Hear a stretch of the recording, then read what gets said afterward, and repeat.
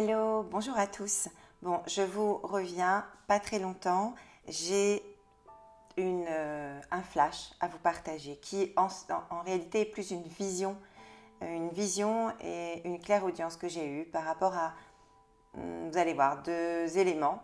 Donc ça va faire un peu comme le flash alors j'ai très peu de flash, c'est assez rare ou de vision, mais j'en ai depuis toujours. Mais lorsque j'en ai, ils se sont toujours avérés. Le flash que j'avais eu le 27 novembre où je me suis retrouvée projetée dans le cosmos et j'ai vu une explosion sur l'Asie du Sud-Est, effectivement c'est produit le 17 janvier, bien que nous n'en ayons pas beaucoup entendu parler dans l'actualité.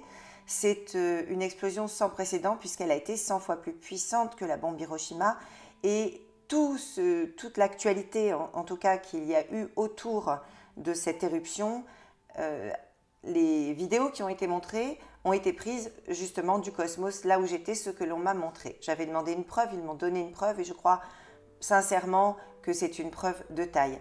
Après, comme je dis toujours, vous prenez ce qui vous résonne et ce qui ne vous résonne pas, ce n'est pas grave. On ne peut pas convaincre des personnes qui sont convaincues du contraire. Donc je ne cherche à convaincre absolument personne, je ne fais que partager ce que j'entends, ce que je vois, ce que l'on me dit et ce que je ressens. Quelles que soient les preuves que je puisse avoir, aussi extraordinaires soient-elles, elles ne convaincraient pas ceux qui ne veulent pas, ceux qui ne souhaitent pas et ceux qui pensent qu'il n'y a absolument rien que la matière. Voilà, donc ce n'est pas mon but. J'ai quelque chose également à vous demander que j'ai partagé sur 10 en cœur sur la page Facebook, mais je sais que beaucoup ne l'ont pas. Il me paraît important de le faire. Avant de vous transmettre cette vision, une petite aparté concernant la dernière vidéo qu'une internaute, je ne sais pas comment on appelle ça, qu'une personne en tout cas sur YouTube m'a fait remarquer, c'est que la vidéo, sans que je fasse attention parce que très rapidement je la monte et je la passe, fait 14 minutes 14. Eh bien, vous savez quelle est la symbolique du 14? Je vais vous la dire parce que j'étais justement, et les guides étaient justement en train de parler de 10 en cœur, de cette retraite en cœur pour le passage au nouveau monde.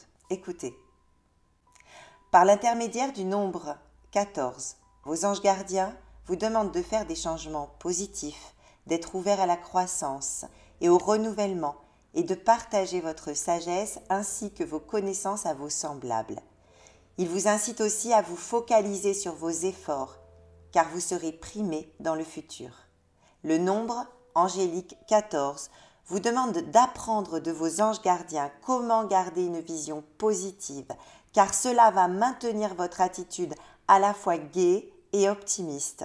Il vous encourage à entretenir vos affirmations et votre concentration toujours positive.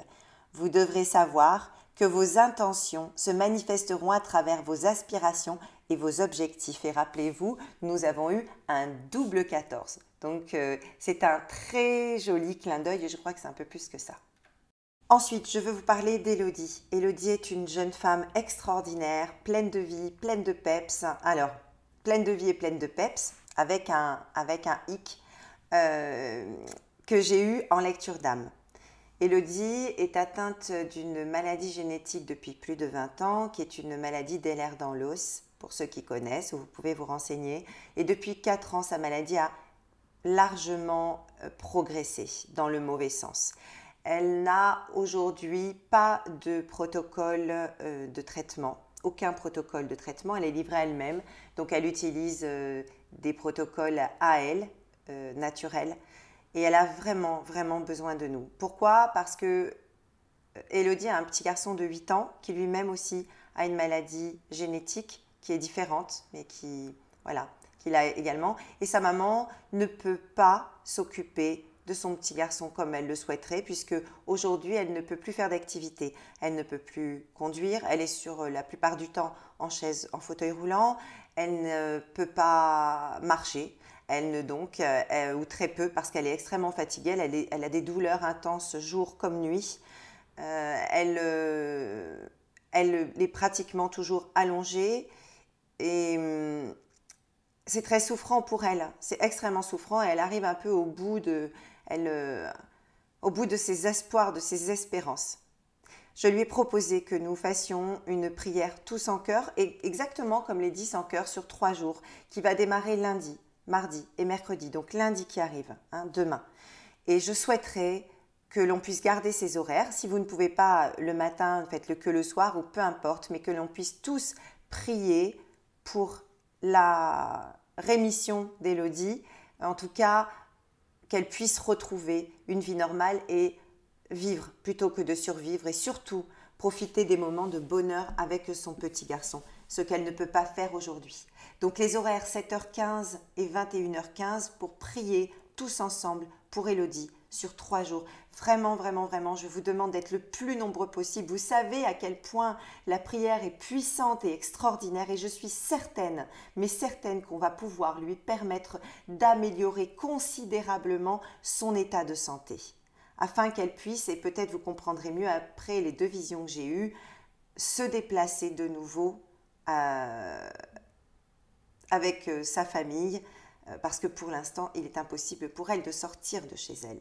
Voilà, donc je vous demande tout votre amour, toute votre compassion, tous vos cœurs ensemble, tous ensemble, pour prier pour elle lundi, mardi et mercredi. Et je vous remercie de cela.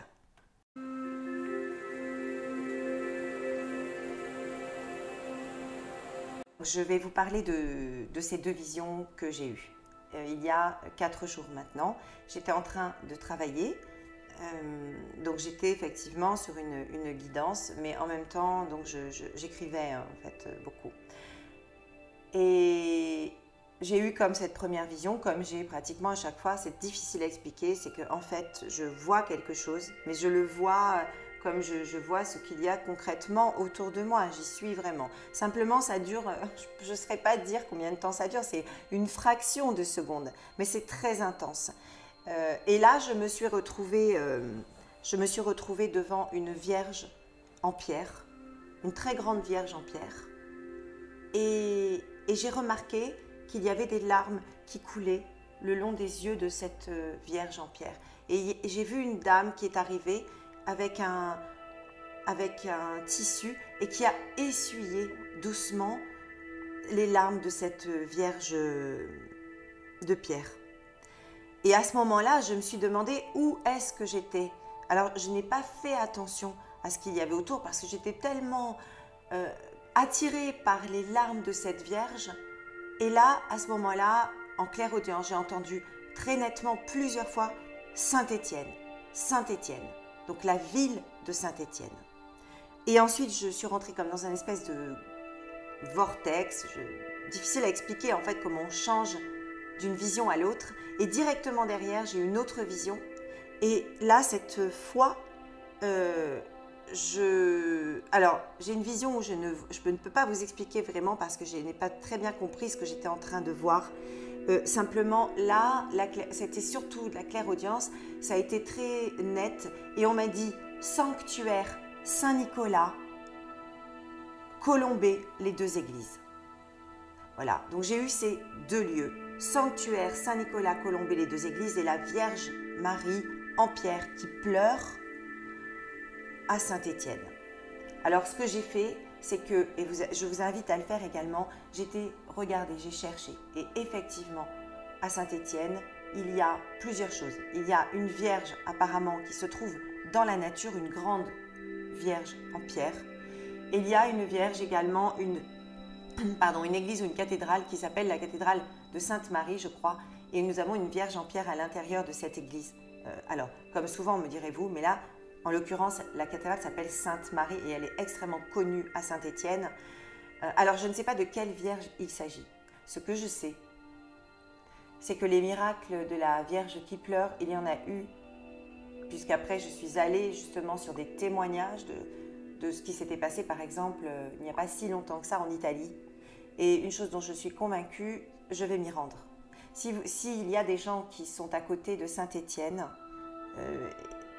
eh bien, je vous invite à aller faire un tour, à aller voir peut-être les vierges qui sont présentes là-bas.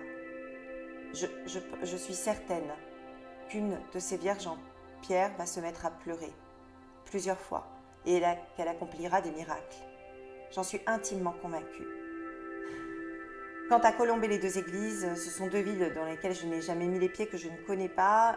J'ai effectivement cette cathédrale de Colombey-les-Deux-Églises où se rendent tous les politiques, ce qui n'est pas un critère, je vous l'accorde. Mais cette cathédrale qui est extrêmement connue apparemment de Colombey-les-Deux-Églises, d'après les recherches que j'ai faites, et je vous encourage à en faire, a deux chapelles qui jouxtent la cathédrale. Donc il y a une chapelle sur la gauche qui s'appelle, je crois, la chapelle Saint-Jean. Et il y a une chapelle sur la droite qui s'appelle la chapelle Saint-Nicolas, à Colombey-les-Deux-Églises. Et de nouveau, je pense que ce lieu sacré, ces deux lieux, je pense, se rejoignent. De toute façon, tous les lieux sacrés se rejoignent d'une certaine façon et d'une façon extrêmement mathématique également. Mais il y a quelque chose entre ces deux lieux sacrés. Et je pense que ce sont des lieux avec une intensité énergétique très puissante. Voilà, donc je vous invite à y aller, puis vous savez que quand il y a une vision, les choses se passent quelques temps après, comme la vision du 27 novembre au 15 janvier, du coup, qui s'est passée le 15 janvier, donc là, ce sera pour plus tard. Vous voyez, j'avais beaucoup de choses à vous dire, donc ceux qui peuvent se rendre dans ces deux lieux sacrés, moi-même, je vais essayer de m'y rendre, je pense, au mois de juin. Je vais tout faire pour m'y rendre. Et ce que j'aimerais maintenant, si vous comprenez ce que je vous ai demandé pour la jolie Élodie, eh bien, c'est qu'elle puisse se rendre dans ces lieux sacrés parce que j'étais justement en train de faire sa lecture d'âme lorsque j'ai eu ces visions. J'aimerais qu'elle puisse s'y rendre simplement aujourd'hui, même si quelqu'un la véhicule, elle ne peut absolument pas se déplacer. Donc nous allons prier avec le cœur. Et je vous embrasse très fort. Je vous remercie d'être le plus nombreux possible à prier pour Élodie. Passez une magnifique journée, une belle semaine. Et je compte sur vous lundi, mardi et mercredi. À très bientôt.